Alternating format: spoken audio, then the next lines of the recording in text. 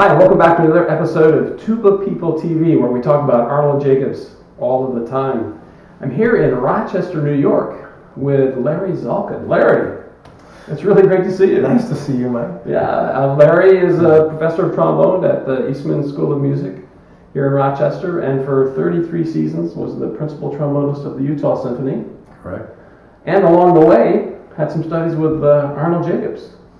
I did. I'm wondering if you can tell us how that all began. What drew you to Jacobs initially, and that sort of thing. Sure.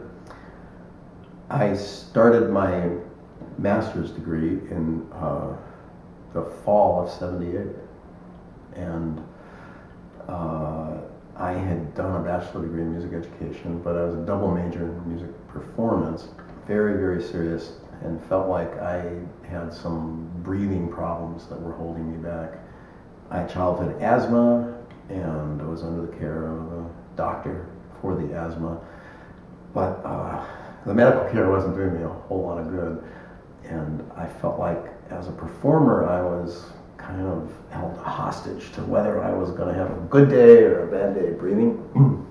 A bad day breathing meant you could start coughing in a concert, or end up taking breaths where you didn't want to, changing your dynamics where you didn't want to, and I was just very frustrated. And I heard so much about Arnold Jacobs teaching, a lot of it from Jacobs and Pokorny. We were schoolmates at USC, and I had a scholarship at USC, but I qualified for student loan for living expenses. So I decided to live with my parents for that year and take that student loan and study with Jacobs.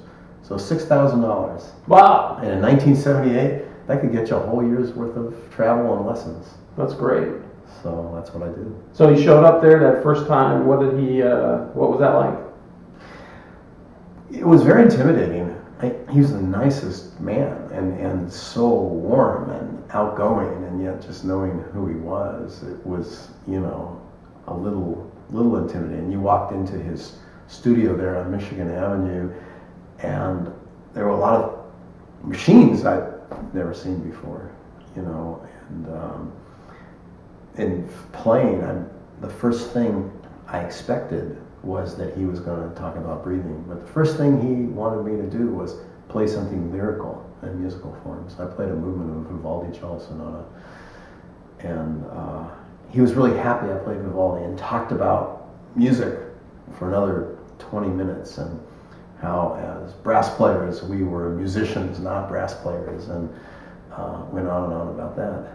And then he had me breathe into a machine that had the floating dowel with the graph paper and the spirometer. The spirometer, yeah. So, and that's the way the lesson started. How did you do with the spirometer part? Would that reveal anything? He was very animated and excited. He told me that that my capacity was really good, and that he showed me how the graph went down, and then he actually, with a pencil, drew in what was the normal, or what he thought was the normal, and then he proceeded to show me how to breathe that would compensate for the asthma that I had. And I was skeptical. I mean, you figure, well, all the inhalers and all that aren't doing it. What is he going to show me?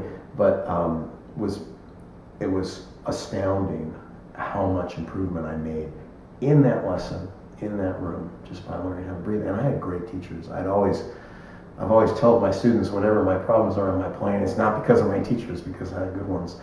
But nobody had talked to me about breathing, about the mechanics of breathing, how to breathe, how to incorporate those mechanics into making music. And that was the whole thing. Everything he told me about how to just take a breath and how to exhale was in the context of making music. And it transformed my playing. Do you remember any of the specifics, the exercises, or what he told you about the mechanics, or what was it that had you do? He did some funny things. He told me to take as big a breath as I could, so I did. And he said, now take in more. And I did. Now take in more. And I did. And he looked at me and said, if you took your biggest breath, how come you keep adding to your breath? And it was so ridiculous. I'd never thought about it. I mean, I'm doing this, and it still isn't dawning on me. And then he asked me to exhale, and then cough, and cough, and cough. And I could keep coughing out more air, so I wasn't emptying. And he proceeded to explain to me in great detail how the lungs were, vertical expansion versus horizontal expansion. Was eye-opening for me. It's crazy. I mean, I was already 4 years of college behind me, and nobody had really said that. Did he talk about breathing from bottom to high or high to bottom, or just this bellows thing, or do you remember anything about that? The bellows, that's funny. He used the bellows a lot as an analogy, and talked about the bellows in the fireplace. He wanted me to always compress the chest very last. The bellows happened at the very end of the exhale. It was always, boy, that's a lot of memories. I remember that. A lot of talk about that. About the bellows activity.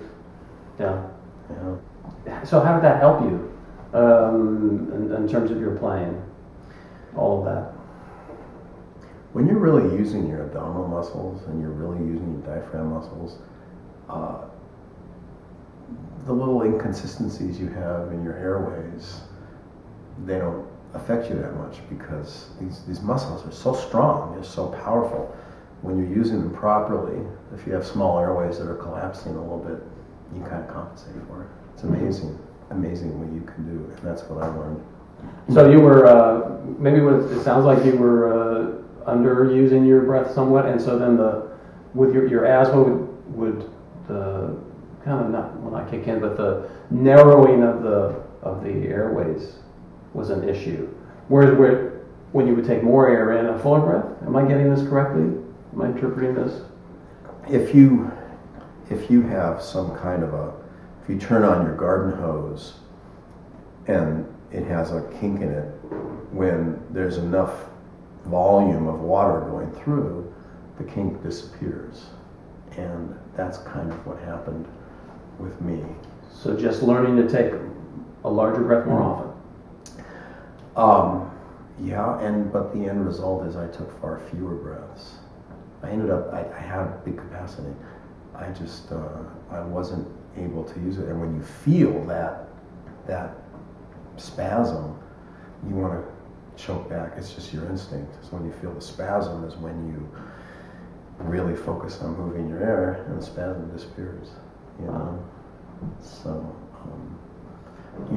he measured, I'm not a big guy, I'm about 5'8.5", and at the time I probably weighed 130 pounds. And, I went in there and he said that I had a vital capacity of 6 liters. And that's a lot for a kid my size. I would say, yeah. But he said that, and he was excited, he said I had, 4.4 to 4.5 usable liters. But I didn't feel like I had that much at the time. Again, you have to use it right. And now, I'm tested every couple of years just to make sure everything's good. And I do have that capacity. But the curve on the chart is much better than it was when I was a kid. I'm an old guy now, it should be worse. But, I just keep remembering all that I learned. And I teach that way. I mean, my young students all understand the mechanics of how they breathe. And that's what I learned mostly from Jacobs is, you have to know what you're doing. Yeah, right. That first lesson or two seemed pretty revelatory for you, just figuring that out. What about what kept bringing you back after that? What was? I had mechanical problems in my playing. I was able to hide them, and one of them was an attack issue. I learned about the first time anybody ever mentioned the word Valsalva was Jacobs. Never heard the term, didn't know what it meant, and didn't understand what was happening. I mean, I could hide it, I could control it. But he was so intuitive. And he said, you're feeling this, this, and this. And I just looked at him, I was like, how do you know that? You did not pick that up from my playing. But he did. He clearly did. So we worked a lot on the rhythm of attacks. And that had such a huge effect on my playing. I see it now with my own students. I mean, how you prepare a note, how you attack it, it affects everything, Mm-hmm. you know? So, so I went back because he was helping me with that, you know? The other thing he helped me with a lot, and people don't usually equate Jacobs with this, was how to control how you articulate it, you know? How to use your air. He contended from the very start that I'm too tongue-oriented and not enough air-oriented, and it changed the way I articulate. And all these things changed my playing, and they define my playing today. You know, that's what I think about. I don't always execute it the way he would like. Sometimes I could see him being very dissatisfied with what I just did, but that's the way I think.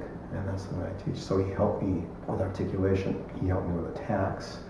And then, you know, he helped me with music. And people don't, like, sometimes I hear people talk about Jacobs and what he was about.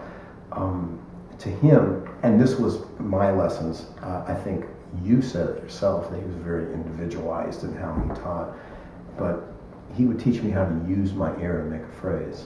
And it's amazing how much more beautiful your phrase is when you really know how to use your air. And he's the one that first said, you know, you have to have the technique to be musical. And that's kind of been my mantra, yeah. You know, since I heard him say it. So. Right.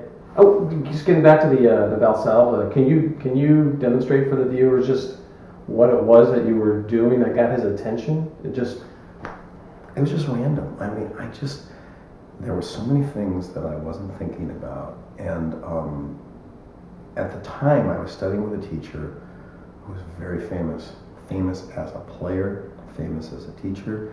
And he advocated, you know, you're going to make an attack, take your breath, bring your tongue up, get ready, and then when you're ready to start the note, release your tongue and start the air. Okay. Oh, did that mess me up, you know? And I didn't have a great rhythm to my attack to start with, and that destroyed it. So his concept of a rhythm of attack, and since then, you know, to me, in every athletic event, there's a rhythmic wind-up. I have a student now who's like a PGA golfer. He's just a young kid. And we were in a studio class one time, and I was working on attacks with a kid who was playing. And I was talking about the backswing in tennis or in baseball or everything. And I said to him, I said, so do you think about this when you golf? And he had to really think because it was instinctive. He said, I think a triplet. Da, da, da, da. And he had to actually think of it to realize that he did that. Everybody has a rhythm to everything that they do, but I have a rhythm in my attack. And once I got that concept, it was another one of those revelations for me. Yeah. So I went back to work on attacks as well as working on breathing. And then the end of that year, I mean, it was just working on music. A lot of it was how to use your air to make a phrase, you know, and certainly you make a phrase and he would remind you to do something and the phrase would become so much more powerful, so much more energy. Yeah, there's always reasons to go back and work with him. Did he get you to, did he ever talk about where to put the air? You know, he talked about you were too tongue oriented. He mentioned that, he said that to you. Did he give you an antidote to that, or what was the resolution for that? So here's a story. You can decide whether you want to put this in the video or not. But I always recorded my lessons, and sometimes you get very technical. And there was this one time I had flown in really late the night before, and I was very tired. And he started talking about muscles and cranial nerves, and I wasn't catching all of it, but I knew I was recording it. And he says, "Young man, do you understand what I'm saying?" And I said, yeah. He said, "No, you don't." I said, "I'm recording it. I'm going to study it." And then I guess it just convinced him to take the simple-minded approach. He says, "You know, if you think the letter O, everything goes into perfect place." And he started talking to me, you know, when you inhale, when you exhale, when you make an attack, everything. If you think the letter O, and then he explained, okay, so the glottis in the right place, the larynx in the right place, you have your throat, kind of open in the right way, your tongue's in the right place, your embouchure's in the right place. But he said, you don't have to think about that. Just say the letter O as you do it. And it was so cool to think that way. And now, when I teach, I explain what's going on when they think the letter O exactly as he did with me. That's great. But I use that whole vowel thing, so that he would say, put this consonant. And he was not a T person, he was a D person, so to him, with me. And I think, again, as you said, individualized, because I was using so much attack as a young kid. And that's just the way I play now, So. What about the musical aspect of it? What did you find? How did you find him to be talking about music with you? You mentioned off camera about playing the Brahms songs for him, and you played Vivaldi for him at the first lesson. I'm sure he appreciated Vivaldi over Bordoni for a change, because a lot of trombonists who would come in with him would play Bordoni. I bet. It was interesting. He loved it if you came in with lyrical solo music. I decided I want to play excerpts for him, and he made it very clear that he didn't want to give me musical guidance on the trombone excerpts. And I don't know if he did that with everybody, but I went and I wanted to play bolero, so how would you phrase this? And he didn't want to commit that much on that. Interesting. Now the Ride of the Valkyrie, he had a lot to say, but you come in and play Mahler 3 or Tuba Miram, and and this was maybe just with me. I was young. I was 22. It's not that young, actually. maybe he was wanting to defer to your principal teachers, perhaps. Yeah, maybe that's what it was. Play the Ride of the Valkyrie or Hungarian March, and he would have a lot to say about rhythm, articulation, musical things like that. But those excerpts that were more trombone-oriented and less tuba-oriented, he didn't want to give me a whole lot of feedback. So I thought that was interesting. But, come in with a block cello piece, and boy, he had a lot to say about that. He loved the lyrical stuff. And again, everybody's going to have their own memories, and he probably was so individualized to them. He always was influencing me to use more vibrato, and that was interesting. And he made the comment that singers work so much on their vibrato. He says, for us, it's just a light switch, it's on or off. And that really got me thinking, and I'm telling you, from the time I left him, I spent so much time working on my vibrato. And my students know they have to put a metronome on, and they work on the width and the speed and the roundness of their vibrato. And I think that's what he was insinuating when he said, we need to take our vibrato apart and work on it. He liked a lot of bounce in the influence he gave me. And sometimes I used it, sometimes as the way excerpts, the mainstream moved, it all of a sudden wasn't as appropriate. Right. But but his style was so clear. You hear a recording, and it seems like you're not sure what the orchestra is, and the tuba comes and you say, oh, that's him. You can always tell. Just so musical. We were talking the other day with Toby Hanks, and that was style was a big part of Mr. Hanks' time with Jacobs in terms of learning how to play the instrument through imitating the style, and not being concerned with the tuba, but really conceptualizing the style and then just imitating that style, thinking that style in mind, and then just letting it manifest in the instrument. Pretty interesting. It's so interesting. Jacobs, I think, was really he was definitely about style, and he knew that if you can play with style, then you're not really going to be thinking about how you're playing. You're just going to be thinking about communication, Right. which is interesting. That's so true. I've been trying to figure out how many lessons I took with him. I know I took 3 after that year total. I think I either took 7 or 8 lessons during the year. So you probably had 10 or 12 or 15 lessons or something. That's pretty good. At most, I had 12. You know, I think it may have been 11. coming from the LA area, my impression, being a West Coaster myself, born and raised in Portland, the influence of the LA brass pedagogy was more prevalent in Portland than, say, the Chicago pedagogy.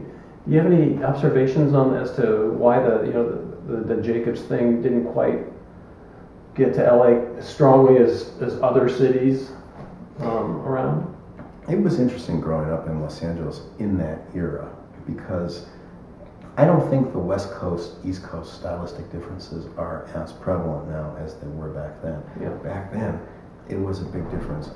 I remember I didn't learn how to play the alto trombone because in LA, it was like, why do you want to use alto on that? What's the matter? You don't got the chops, you know? It's like, yeah, I got the chops. I'll play it on tenor. And then I got, to my symphony job, and I got my first few years under my belt without having played the alto. So there I am. I'm 27 years old. I've never played an alto trombone, and all of a sudden the guest conductor's coming. Oh, by the way, I want Schubert 8 on alto. It's like, oh my God, where am I going to get an alto? And so I had to learn in my mid to late 20s on the job how to play the alto, and it was something that the East Coasters just did for the sound. Of course, now I play alto all the time, but it was a real load on my section mates to have to deal with me learning the alto on the job. In the same way, there were differences in sound and legato. The West Coasters wanted a click to their legato. A lot of them didn't natural slur. A lot of them tongue slurred all their legato. They would say that the East Coasters sounded portamento. It sounded like there was slide noise, like it wasn't as clean. I think now the mainstream is to natural slur as much as you can. And then there were the sound differences. And the West Coast sounds were much brighter, more brilliant. And I would come into lessons with some of the West Coast players, and they would say, it's not the right sound. I mean, it's too tubby, they would say, because it was dark. And now those sounds are less. You go to Jacobs, and he wasn't interested in whether your sound was bright or dark. At least, in my experience with him, he was interested if your sound was good or bad, and he seemed to think that your sound, he wanted you to get the most versatility out of your sound. That's what he would talk about, your versatile sound, beautiful sound. And so that was nice. I think the West Coasters were a little set in their ways. And, but at the same time, I learned about Jacobs on the West Coast from West Coasters. So, so he was certainly well known. Mm-hmm. I didn't know anybody else that went there to study with him, no. Whereas I think people in the Midwest were flocking to him. Just you and Pokorny, Mr. Pokorny. That was about it, as far as you knew. Yeah, Gene was ahead of me in school, so he had taken lessons. Now that you mention it, he was a big influence on me going to Jacobs. Gene Pokorny was. Yeah, it's really interesting. In the almost 90 or so interviews, nobody's talked about the Valsalva quite the way you have, and how you were taught to go like that. That's really interesting. In my era, I'm sounding like my grandfather a little bit, but in my day, West Coasters, I think, liked a lot more ping to their attack, and there was just a lot more tongue compression when they played. Even their legatos had a lot more tongue compression, and I'm kind of generalizing, but in the East Coast, it was less attack, more just kind of instant sound. And to me, Jacobs wasn't saying, I want you to attack this way or that way. He was saying, I want you to have the control to make the kind of attack you want. And you can have that kind of tension in your tongue. if you were going to do that. And, you know, one of the things I learned from him, I do this demonstration, is somebody to come in and play, you know, a slow movement or a Rochu or something, and I'll play the end of Till or William Tell or something, just really loud with a lot of definition, and I'll make the point, you know, I'm probably using like 20% of the tongue compression that you're using to play this, you know, slow movement of Corelli, and that was what I learned from Jacobs. So less is more. Less is more. effort, more results. Absolutely, absolutely. So I got the feeling that Jacobs dealt a lot with people who were coming to him with problems, Valsalva, rhythm of attack, things like that. But you know, my problems weren't like that. But they could have been. Maybe, You were maybe on that early part of that path.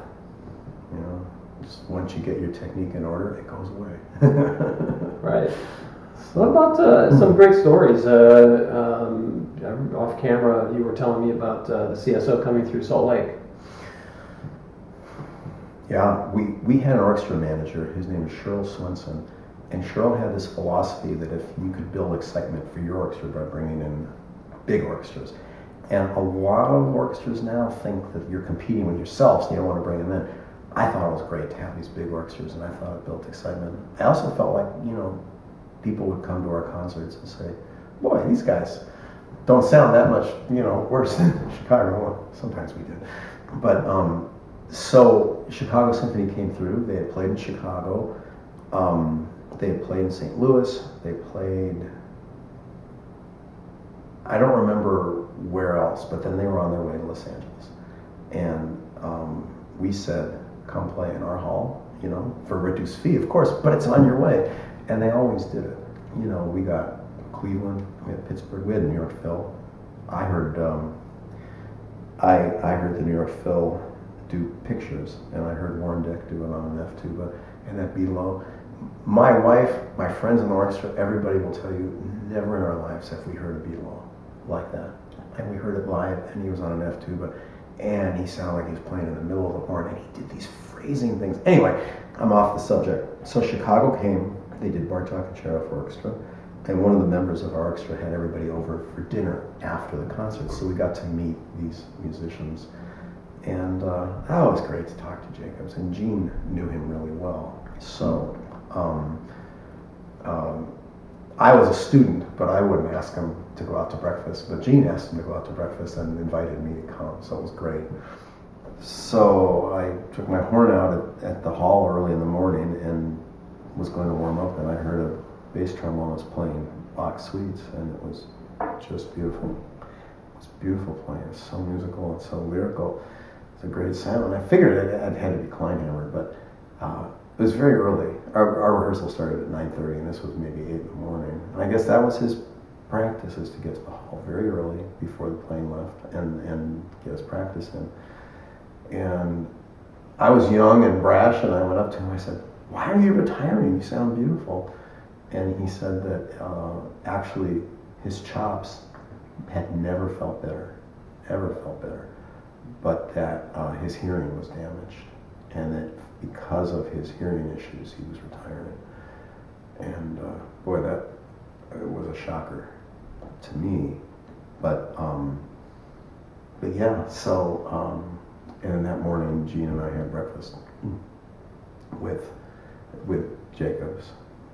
That's nice. A nice bit of socializing with him. Jacobs, I know, probably could have played another couple of years, but his eyesight, he said he could still play, but the librarians were having to blow up the music to really big proportions because of his failing eyesight, and Right. he really missed the orchestra. I know. Years later, again, I was with Gene, and we went out to lunch with Jacobs, and this was in Chicago. And I remember saying, you know, "How are you doing?" He said, "Oh, I miss the orchestra so much." And I think it was such a huge part of his identity was, you know, the tubes of Chicago Symphony. So, yeah, you see that. It's a funny thing, too. Now I'm remembering, I talked to Kleinhammer, and I said, "So after you retire," I said, are you going to keep playing? And he said, no, put it in the case. I'm not going to play again.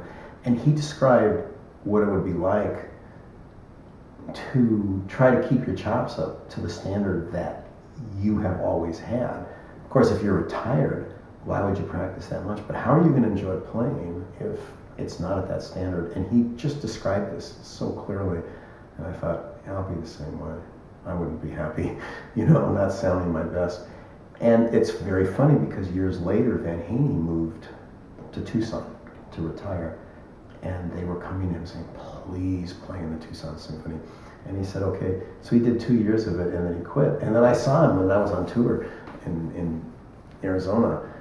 And I said, so you're not playing in the orchestra anymore? He says, it took me so long to get back in shape to play the concert. And then I didn't want to keep it up. So, I'm retired. So I would let it go. And then the concert would be coming up. And it would take me so long to get my chops up again. And finally I decided, I retired. I'm not going to do it anymore. And it was just like Kleinhammer. And I can see I'd be the same way, Guys like that are not going to be happy if they're not in primo shape. Yeah, now if you're doing, you know what you can do and what you're capable of, and so the mind is willing, but the flesh is weak.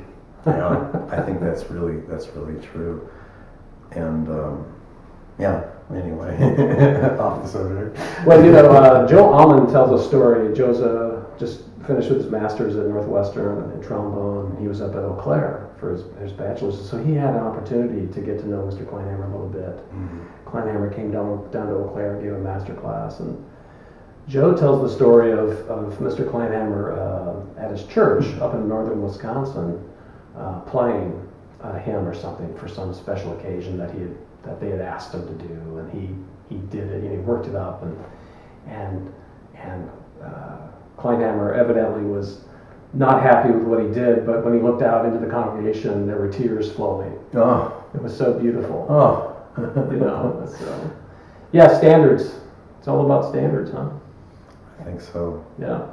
Well, really can't thank you enough for allowing us to come into your new home here in Rochester.